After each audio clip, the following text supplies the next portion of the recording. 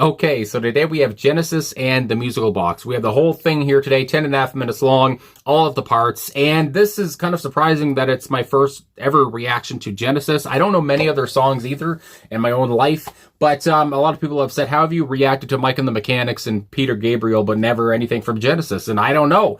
That's just how I guess it's gone. I've gone backwards in a way. So we're finally going to come to Genesis here. I didn't know whether to go with the Phil Collins era or the Peter Gabriel era, and I just went with this one. Why not go with a big 10-minute track? So let's get into it, talk about it after. I'm sure I'll get to more of Genesis in the future, especially with Phil Collins and such. But either way, let's go and strap in. I mean, 10 minutes, holy frick.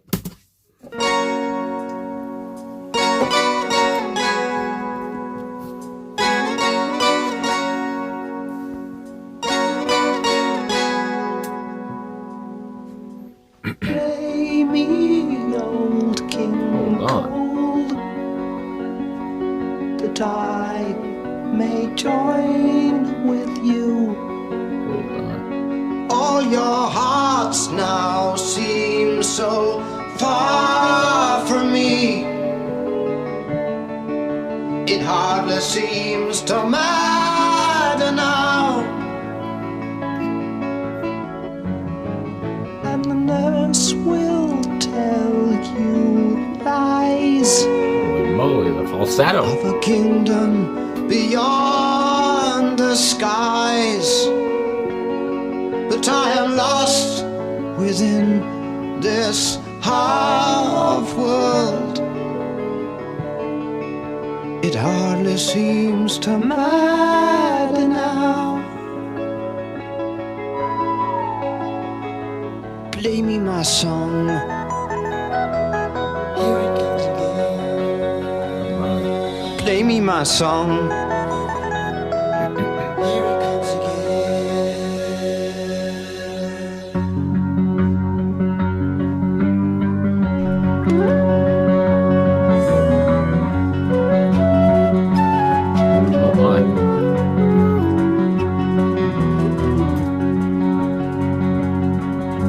Haunting.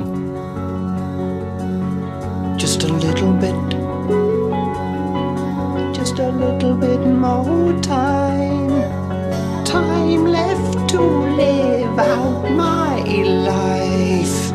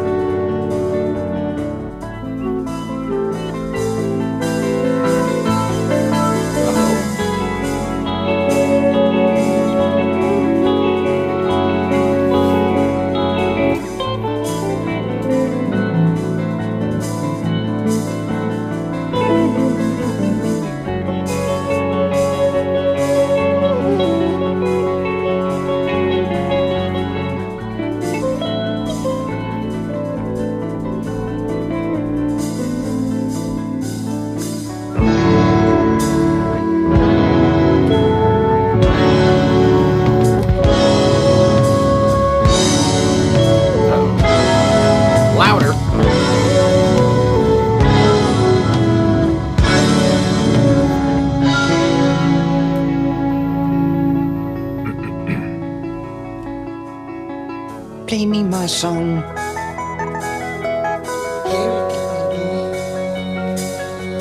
Play me my song.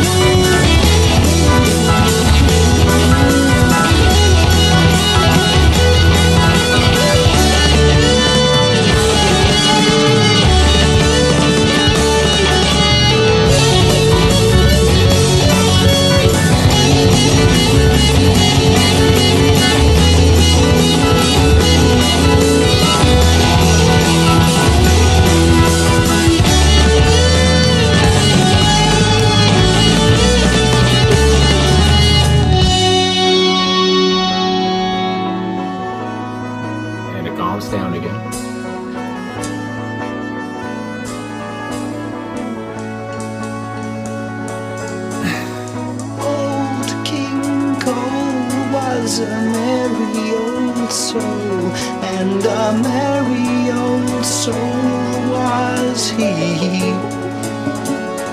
So he called for his pipe, and he called for his bowl, and he called for his fiddlers three. The clock, Oh my god. tick-tock, So unpredictable. on the mantelpiece, and I want, and I feel, and I know, and I touch.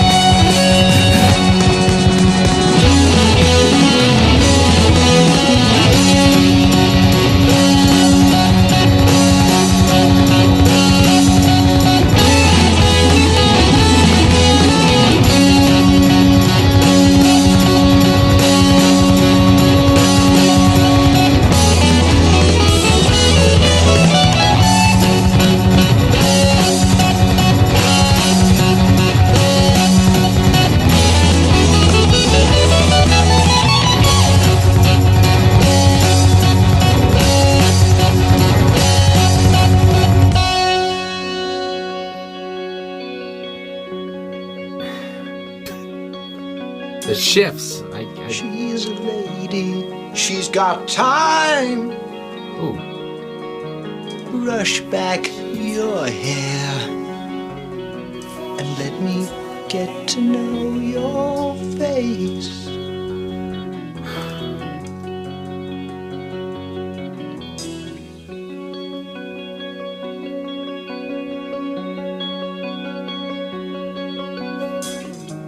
She's a lady, she is mine.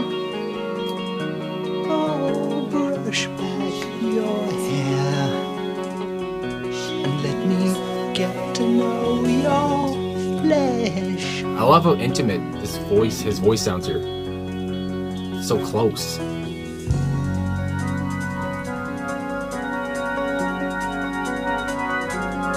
I've been waiting here for so long, and all this time that passed me by, it doesn't seem to matter now.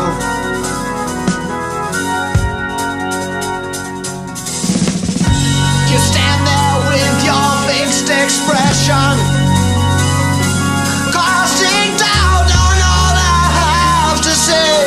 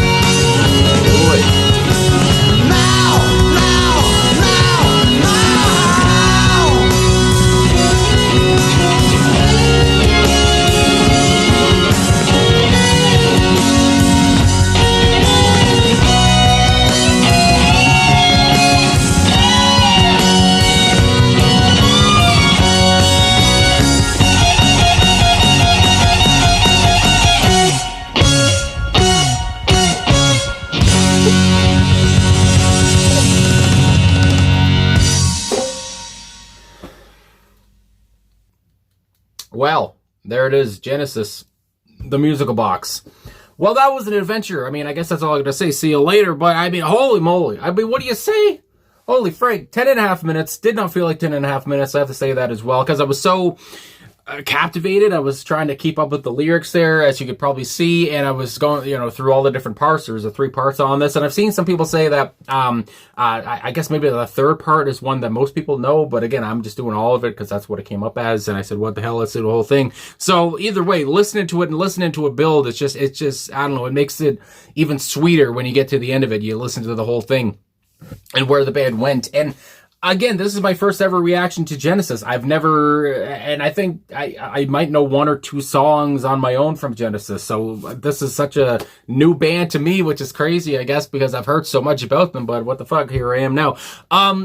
I don't know where to start. I guess with the 12-string acoustic guitar work, right off the get-go, how kind of light that was, the flute instrumentation, or just the flute over top of the guitar work, and the piano at the start. There was a couple of different pianos, even a few pianos, I would say, on this track as well, so I'll get to that in the personnel, but there was a piano of some kind off the get-go as well. And like I said, with that flute too, it's just, it gave it more of a whimsical feel. The whole song is whimsical though. I mean, holy frig. But how that opens up, and it's very light, it's very peaceful, and then it moves into a more haunting vibe as well. I mean, all of the shifts here, I mean, it's very obviously much, for good reason, it's progressive rock.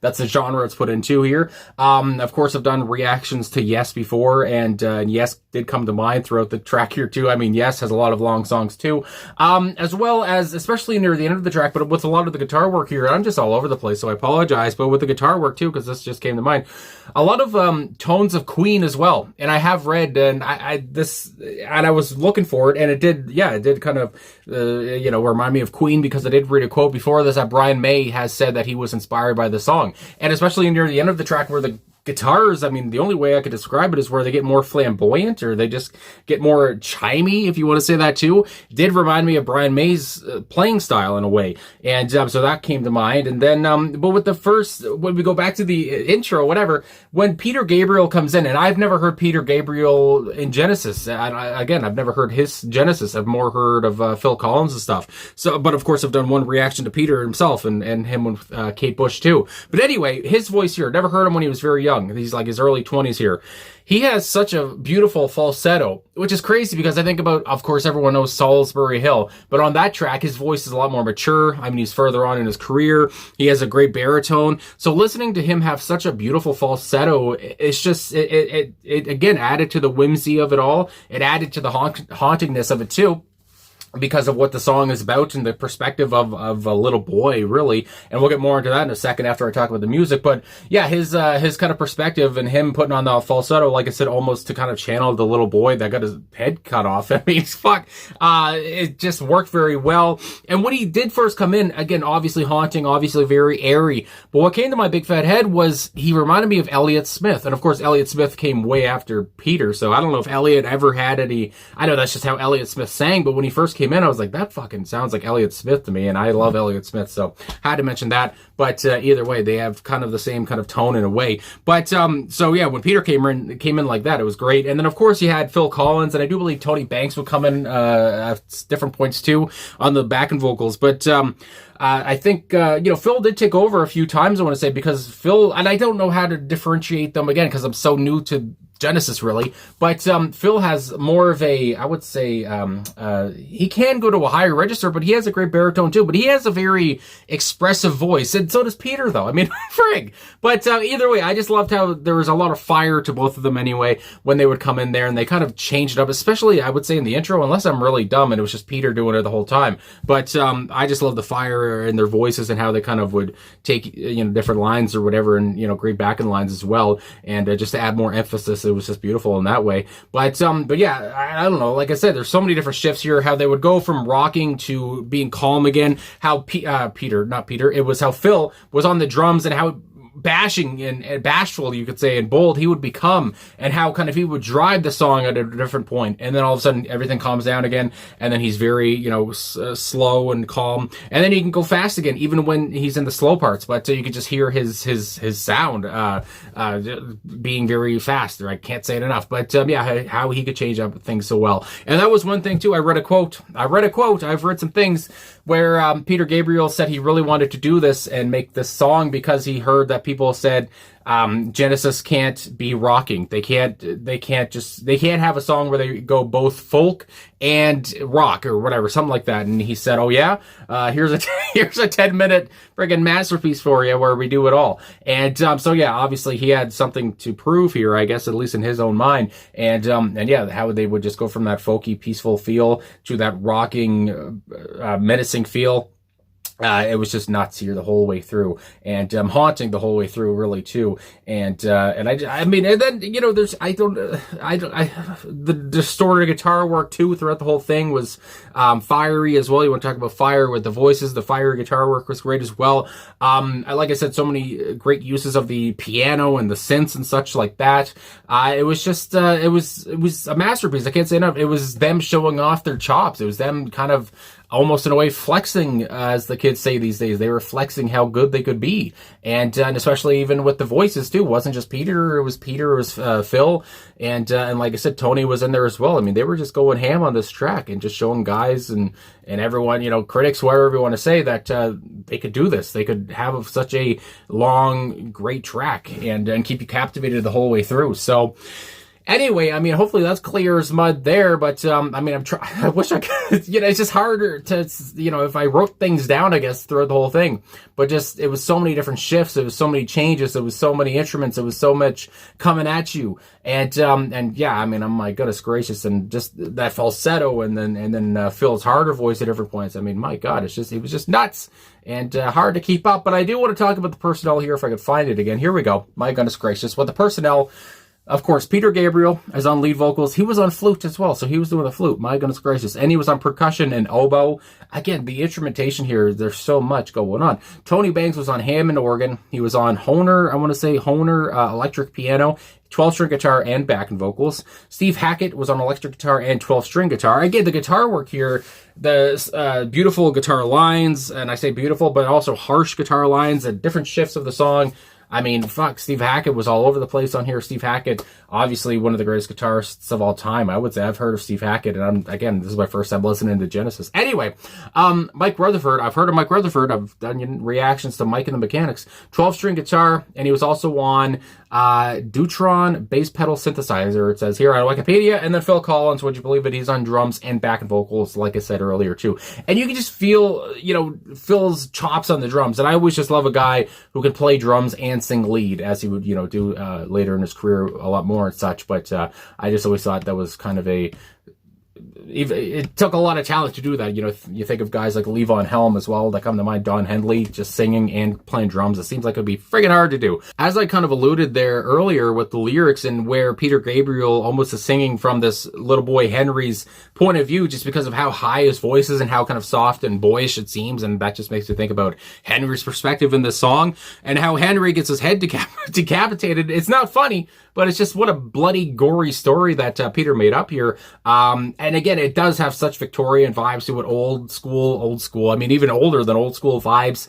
Just, I don't know, there's just something so spooky and gray about it. And again, takes you back to the Victorian days. I mean, I wasn't there, but my God. But anyway, there's an explanation here of the song from the liner notes of the record, and this is on genius.com. I don't always read these things because it's boring, but this tells the whole thing of the song, and I mean, it's the band who put it out there, and I want to read, I want to know more. So, the musical box. While Henry Hamilton Smith Minor was playing croquet with Cynthia Jane DeBlaze William, my God, these are long names, sweet smiling Cynthia, raised her mallet high and gracefully removed Henry's head, as graceful as you can remove a guy's head. 2 weeks later in Henry's nursery, she discovered his treasured musical box. Eagerly, she opened it, and as old King Cole began to play, a small spirit figure appeared. And just, again, so spooky. I mean, I'm thinking about like a Christmas Carol or something. I mean, just ghostly as hell. Henry had returned, but not for long. For as he stood in the room, his body began aging rapidly, leaving a child's mind inside. So he still has a child's mind, but his body is just getting older and older and older. He's progressing very quickly through life. A lifetime's desires surged through him. Unfortunately, the attempt to persuade Cynthia Jane to fulfill his romantic desires led his nurse to the nursery to investigate the noise. The nanny hurled the musical box at the bearded child, destroying both. So, like I said, it's my goodness gracious. Not only is the song a wild ride, but the lyrics are a wild ride as well, and unpredictable. And it has that old Victorian feel in a way where you could believe that this kind of stuff would happen way back in the day. I mean, I think about Lizzie Borden. I mean, she comes to mind there. And although it wasn't an axe here, it was a croquette mallet. I mean, my goodness gracious. But what she gracefully removed his head. It's just the way that they put it. It's just what a story.